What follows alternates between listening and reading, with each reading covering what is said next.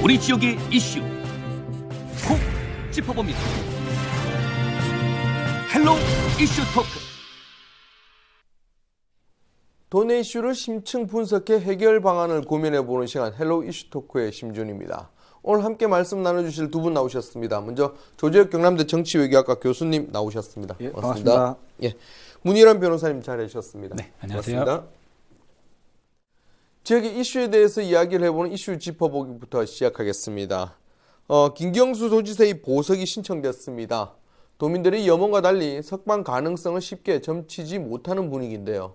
처음 보석 신청 이야기가 나왔을 때는 경남의 여러 산적한 현안들도 많고 도민들이나 여당의 분위기로는 석방 쪽으로 기울였습니다. 하지만 지금 석방 가능성에 대해서 불투명하다는 의견이 좀 많은데요. 이런 의견은 어디서 이렇게 기인을 한 걸까요? 우선은 전반적으로 말씀을 드리자면은 네. 지난 3월 8일 김경수 도지사 변호인단이 법원에 보석을 청구했고요. 네. 지난 1월 30일 법정 속된 일에 37일 만입니다. 한 달 조금 지난 거죠. 김 지사 측은 현직 도지사로서 업무를 처리해야 되고 또 증거인멸이나 도주 우려가 없는 만큼 보호 상태에서 재판을 해야 된다고 요청한 것으로 알려졌고요. 네. 그 현재 경상남도에서는 산적 현안들이 많고 여당인 더불어민주당에서도 김 지사 석방을 위해서 뭐 성명서 발표라든지 관련 세미나 개최, 석방 서명 운동을 벌이는 등 많은 노력을 기울이고 있습니다. 네. 다만 석방 여부는 현재 재판을 맡고 있는 재판부에서 결정하는 만큼 보석이 인용될지 아닐지는 현재로서는 좀 판단하기 어려운 부분이 사실 있는데요.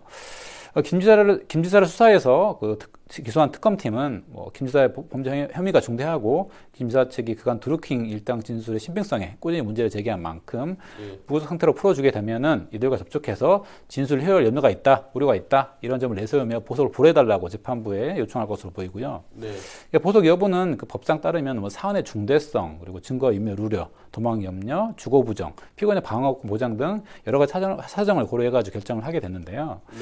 김 지사 보석과 관련해서 가장 중요한 부분은 사안의 중대성과 증거 인멸 우려입니다. 네. 김 지사 측에서 주장하는 도정 공백 우려는 약간 반론적인 부분이고요. 네. 실무상은 보통 피고인이 혐의를 다투는 사건의 경우에는 증거인멸 우려가 많다고 보고 보석 청구를 받아주지 않는 경우가 사실은 더 많습니다.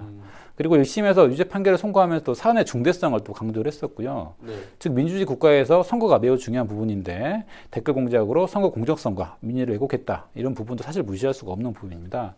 아마 그런 이유 때문에 아마 그 법상 보석이 어렵지 않느냐라는 의견이 좀 많은 것 같습니다. 네.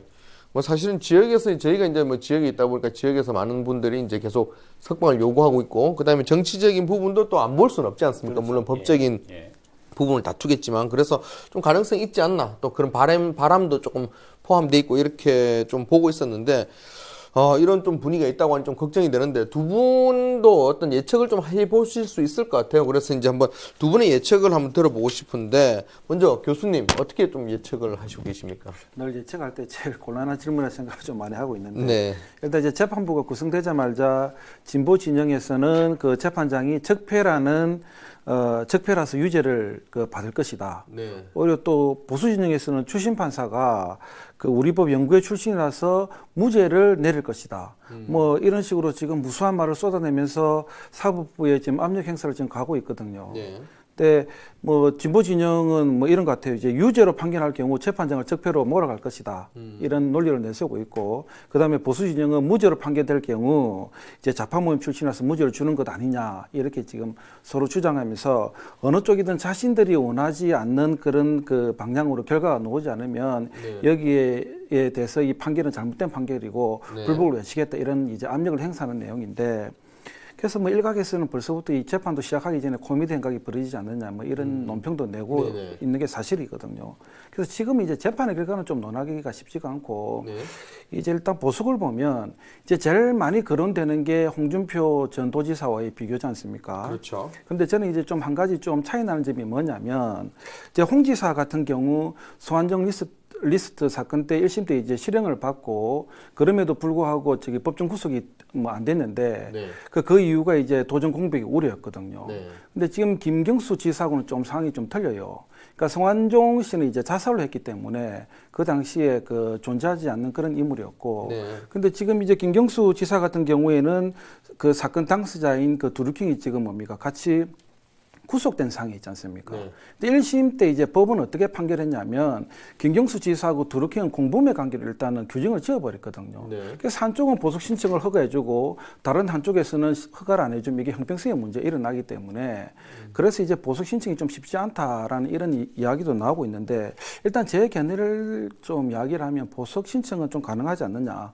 보석만 놓고 봤을 때 네. 왜냐하면 이명박 전 대통령도 최근에 이제 보석 신청이 받아들여졌고 김관진 국방부 장관이라든지 전병헌 청와대 수석도 지금 실형을 선고받았지만은 불구속 상태에서 재판을 계속 받고 있거든요. 네. 그래서 일련의 흐름을 볼 때 불구속 그 원칙이 이루어지는 그런 느낌도 좀 들기도 하고 그 다음에 1심 때 그 재판장이었던 그 성창호 판사 지금 기소가 된 점 이런 네. 것도 무시 못하고 그 다음에 지금 이제 제일 큰 문제는 그 대우 그 사태 문제도 있고 그다음에 제2신앙망 문제 같은 도내에 해결돼야 될 산적한 과제들이 너무나도 많고 또 이런 것들로 인해서 도전 공백이 계속 우려되고 있으니까 또 이 도민들의 또 여론도 좀 뭐 거세지는 것 같고 이런 점을 고려한다면 종합적으로 보자면 저는 보석은 좀 가능하지 않을까 이렇게 뭐 제 의견을 좀 밝히고 싶습니다. 네. 아까 뭐 변호사님께서는 법률적인 부분에서 좀 많이 보시고 조금은 이제 부정적인 부분을 좀 말씀하셨는데 그래도 한 번 더 예측을 해보신다면 어떻게 조금 예측을 하실 수 있을까요? 네, 그 앞서 말씀드렸지만 그 예. 피고인이 혐의를 다툰 사건에서는 일반적으로 법원에서는 보석으로 거의 풀어지지 않습니다. 그게 네. 이제 실무고요. 그 법원이 보았을 때 피고인의 변소가 상당히 신빙성이 있고 또 불구속 상태에서 재판을 받아야만 그런 피고인이 혐의를 벗는데 매우 필수적이다. 라는 판단을 한다면 극히 예의적으로 보석을 허가해 주는 경우가 있습니다. 네. 그런데 과거에 정치인들이나 고위직 공무원, 미 유력 기업인들이 재판을 받는 경우에는 법원에서 피고인의 방어권 보장이라는 이유로 유죄가 인정돼도 법정 구속을 안 시키거나 또는 항소심에서 보석을 허가해 주는 경우가 좀 간혹 있었거든요. 네. 사실 일반인이든 정치인이든 방어권 보장을 위해서라면 다 보석을 해줘야 하는 게 맞습니다. 사실은 형평에 어긋나지 않게요. 네. 근데 법상 보석을 해줄 만한 사유가 있다면 일반인이든 유력가들 다 풀어줘야 하고 그렇지 않다면 풀어주지 말아야 하는 게 법 형평상 맞다라고 생각을 합니다. 그래야 뭐 유전 무죄라는 소리도 안 나오고 국민들의 사법 불신도 당연히 없어질 네. 테고요. 다만 최근에 김유재 사건을 담당한 재판부가 주가 조작 사건으로 구속된 피고인들에게 방어권 보장을 위해서 보석을 청구하라고 직접 권유한 바도 있어가지고 이 재판부가 전반적으로 좀 무구속 재판, 보석에 관대한 거 아니냐라는 관측도 사실 있습니다. 하지만 김유재 사건과는 그 내용이나 중대성이 전혀 다르기 때문에 또 그것만 가지고는 뭐라고 판단하기도 사실은 어렵고요. 제가 김유재 사건의 내용을 사건 당사자들만 잘 알고 있는 게 아니기 때문에 매우 조심스럽긴 하지만 그 원칙대로 간다면 좀 보석이 어렵지 않을까라는 생각은 해봅니다. 네. 뭐 법적인 부분 보면 쉽지 않을 거라는 예측을 좀 할 수 있긴 있는데 그래도 어쨌든 도민 한 사람으로서 도의 산적된 현안에 대해서 조금 이제 해결이 좀 필요하다 하기 때문에 좀 좋은 결과로 이어졌으면 하는 바람을 좀 가져보겠습니다. 네. 오늘 본 주제로 이야기를 해보도록 하겠습니다. 지난주 초 한유총의 계약 연기 파문이 하루 만에 마무리됐습니다. 하지만 그 후폭풍이 만만치 않은 상황인데요. 정부와 각 지자체별로 사태를 수습하고 있고 또 경남도 교육청은 몇몇 사립 유치원을 검찰에 고발한 상황입니다. 오늘 헬로 이슈 토크에서는 현 상황과 함께 경남도 교육청과 도내 사립 유치원의 재감사를 위한 방향에 대해서 이야기를 나눠보겠습니다. 네, 지난주 이제 사실은 뭐 좀 긴박하게 진행될 줄 알았는데 생각보다는 약간 뭐 다행이긴 합니다만은 좀 허무하게 좀 마무리됐습니다. 뭐 하루 만에 이제 한유총이 이제 100기를 들었었는데 뭐 그렇다고 해서 세 당사이 모두 끝난 게 아니지 않습니까? 새로운 국면을 또 맞이했다 이런 또 평가도 있는 것 같은데 어떻습니까? 사실 전반 그 한유총 사건을 보게 되면은 국회에서 유치원 3법, 유아교육법, 사립학교법, 학교급식법 개정안에 대해서 입법이 진행되고 있었잖아요. 근데 이 법안 국회 통과 관련해서 한유총, 한국유치원총연합회를 비롯한 많은 사립 유치원들이 반발을 했었고요. 그리고 제1야당 자유한국당도 이러한 어떤 사립 유치원의 반발에 힘을 실어주는 모양새를 비췄고 그렇죠. 결국 한유총과 정부가 전면 대립하는 전면전 양상을 떼게 되었죠. 네. 결국 한유총이 들었던 최후 카드는 유치원들의 계약 연기가 가장 큰 카드였었고요. 3월 4일 대부분의 사립 유치원이 계약을 했지만 한유총 소속 사립 유치원 일부가 계약 연기를 학부모에게 문자로 또는 혹은 서면으로 계약 하루 이틀 전에 통보하는 방식으로 학부모들의 여론이 확 돌아서 버리는 게 있었죠. 그렇죠. 그러니까 정부도 강경 대응을 방침을 밝히면서 계약 연기 시 고발 및 한유총 세력을 수사하겠다라고 또 했었고요. 현재 한유총이 정부의 강경 방침에 손을 들어서 유치원 개학 관련 소동은 일단락이 된 상태입니다. 그럼 매우 다행스러운 상황이고요. 다만 이번 한유총 집단 행동과 관련해 가지고 도내 상당수의 유치원들이 지금 개학 연기에 참여를 해가지고 이 부분이 좀 문제가 되고 있습니다. 네, 방금 뭐 잠시 말씀하셨지만 상당수가 참여를 했댔는데 도내에서 이제 경남도가 개학 연기를 한 유치원이 가장 많다고 하더라고요. 네, 그렇습니다. 비율로 따지면 그렇고요. 그러니까 전국 사립 유치원 3,875곳 중 개학 연기에 참여 유치원이 모두 230여 곳인데요. 네. 비율상이 약 6% 정도가 되죠. 그런데 이 중 경남이 76곳으로서 거의 한 30%로 전국에서 가장 많았다는 거죠. 네, 아무래도 이제 경남이 또 넓다 보니까 그럴 수도 있는데 그래도 이런 참여 비율이 높다는 게 사실은 조금 걱정스러운 부분도 있고 한데 이 수치를 보면 이제 유치원 3법 반대 의견이 지역별 강도가 같다라고 하면서 경남 사립 유치원들이 이런 3법 유치원 관련 3법의 입법을 가장 반대하고 있다라는 시각도 좀 있는데 이게 뭐 그렇게 봐도 될까요? 저는 뭐 무방하도 그렇게 봐도 될 것 같은데 네. 일단 이제 한유총 개학 연기에 동참한 곳이 이제 76곳으로 알려져 있지 않습니까? 네. 예. 그러니까 타 시도와 비교할 때 굉장히 최고의 수준을 좀 보인 곳이 경남인데 이 수치가 이제 경남 사립 유치원의 한 30% 가까이 되는 수치거든요. 그러니까 10개 중에 3곳 정도가 동참을 했다는 그런 뜻과 같은데 그러니까 한 가지 주목할 점이 뭐냐면 이게 이제 시간이 흐르면서 이제 수치가 줄어든 것이지 원래는 이제 100곳이 넘는다고 이렇게 애초에 밝혀지기도 했고 그렇죠. 그러니까 실제 동참을 하고 싶은데 정부나 교육청 또는 여론의 문매에 좀 힘들어 해가지고 동참을 안 한 유치원이 꽤 있다고 보시면 될 것 같고 그러니까 이제 겉으로 드러나는 거하고 실제하고는 좀 쏙하고는 좀 다르다 이렇게 이제 보시면 될 것 같고 그래서 한유총 개학 연기에 동참의 뜻을 보인 유치원은 뭐 실제적으로 아마 한 100곳이 넘을 것으로 저는 그렇게 예상을 하고 싶거든요. 그러니까 개학 연기에 동참하는 것 자체가 한유총의 입장을 따른다는 그러한 목소리와 똑같이 내는 것과 같기 때문에 그만큼 도내에도 강성 세력의 어떤 유치원이 많이 존재한다고 그렇게 보시면 아마 저는 무방할 것 같다고 보입니다. 네. 뭐 그런 수치 때문에 사실은 이제 경남 지역 학부모들이 걱정을 좀 많이 하고 있는 것 같은데 이 또 관련해가지고 감사 얘기를 또 연계가 되더라고요. 지금 지난 1월에 경남도 교육청이 21곳의 경남 사립 유치원의 감사 결과 11개 유치원은 감사를 이렇게 종료를 했는데 그 중에 1개 유치원은 감사를 연기했고 9개 유치원은 지금 감사 자료를 아예 거부를 했습니다. 근데 이 9곳의 유치원은 이번에 개학 연기하는 유치원에 또 포함이 돼 있고요. 정황상 보면 여러 가지 생각을 좀 하게 하는 것 같은데 일단 21곳 중에 자료를 제출해 11개 사립 유치원의 비리도 또 꽤나 있는 것 같고 수사를 의뢰까지 했다고 하더라고요. 도교육청에서. 네, 그렇습니다. 도교육청은 감사를 종료한 11개 사립 유치원에 대해서 많은 비리를 발견을 했고요. 따라서 감사를 종료한 11개 사립 유치원에 대해서는 경진계구 2명, 경고 41명, 주의 9명, 불문 38명 등 총 90여 명에게 신무상 조치를 취했습니다. 그리고 회수 5,360여만 원, 그리고 환불 700여만 원, 그리고 기타 47만 원 등 총 한 6,100여만 원 등의 재산상 조치를 취하기도 했고요.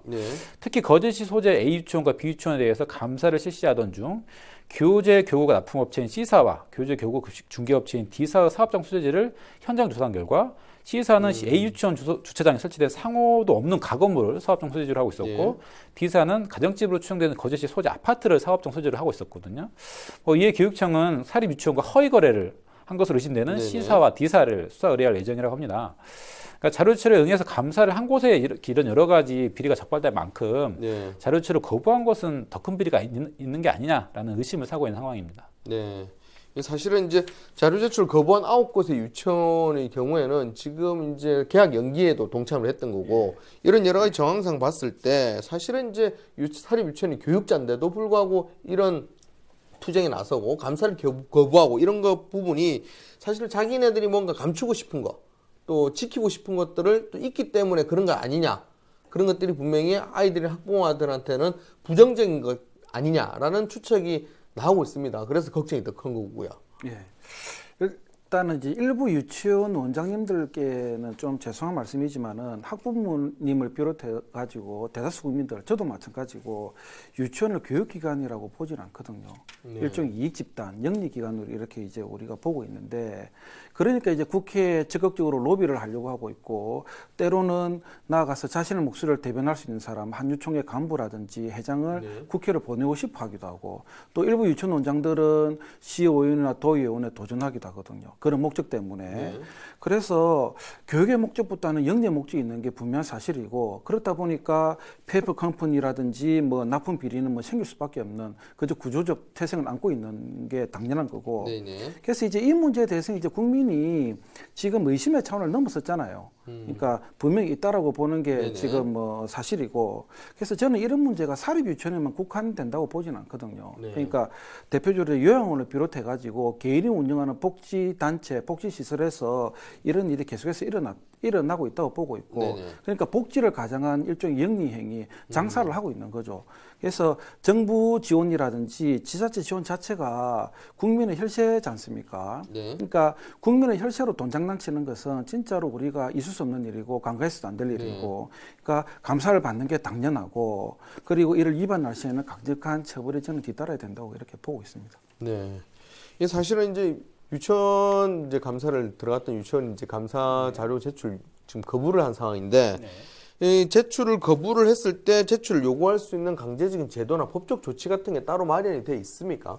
이게 사립학교법에 규정이 되어 있거든요. 네. 사립학교법 제48조는 관할청이 감독사항 필요한 때에는 사립학교나 유치원에 대해서 보고서의 제출을 명하거나 장부, 서류 등의 검사를 할 수 있으며 이에 따른 필요한 조치를 명할 수 있다라고 규정이 되어 있습니다. 네. 그리고 같은 법 제73조 제4호에는 이 48조의 규정에 의한 관할청의 명령에 위반한 경우에는 네. 2년 이하의 징역 또는 2천만 원 이하의 벌금에 처하도록 또 규정이 되어 있고요. 네.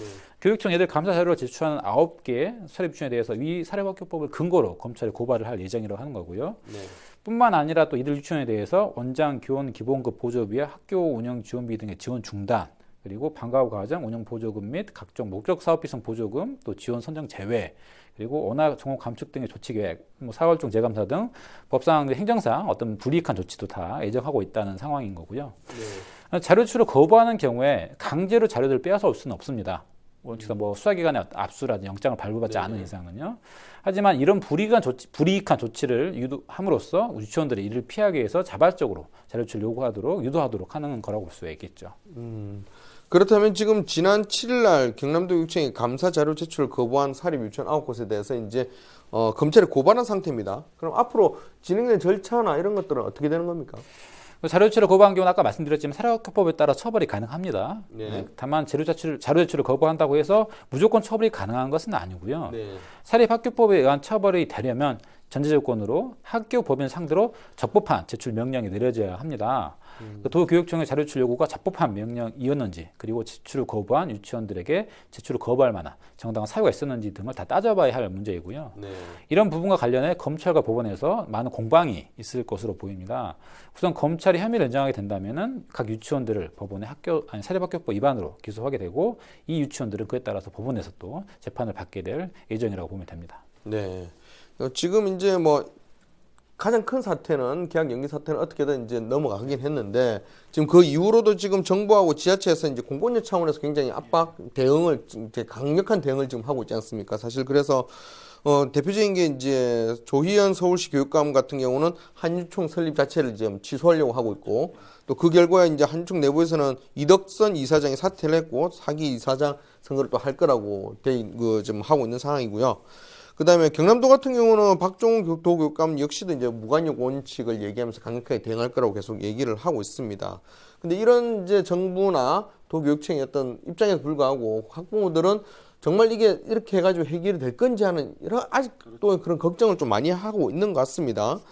두 분께서는 이제 이번 돈에뿐만 아니라 그러니까 사립 유치원의 비리에 대한 처벌, 또 정상화에 대한 기대감, 또 앞으로 어떻게 될 것인지 또 뭐 의견을 좀 여쭙고 싶은데, 교수님 어떻게 보십니까? 앞으로 이제 어떻게 될 것인지. 걱정을 많이 하는 이유가 뭐냐면 이제 역대 어느 정부에서도 한유총을 제어하지 못했거든요. 그렇죠. 이번 사건까지 오기까지는 꽤 오랜 시간이 걸렸는데, 그래서 이번에 제대로 조치를 못하면 아마 한유총은 또다시 자신의 목소리를 관철하기 위해서 물밑에서 또 재개할 그런 움직임을 보일 것이 자명하다고 저는 보고 네. 그래서 이번에 철저히 조사를 해가지고 유치원 비리를 발본색을 할 필요성이 있다고 보고 네. 근데 이것을 이제 언론에 공표도 해야 되고 네. 그리고 여기에 무관용 원칙을 적용해서 강력한 조치가 필요하다고 저는 이렇게 보고 있는데 이렇게 되기 위해서 몇 가지 조건이 필요해요. 지금 이제 국회에서는 유치원 3법을 이제 패스트트랙에 이제 지금 올려놓은 상황인데 그렇죠. 이 통과되기 위해서는 결국 학부모님들이 우리 국민들이 계속해서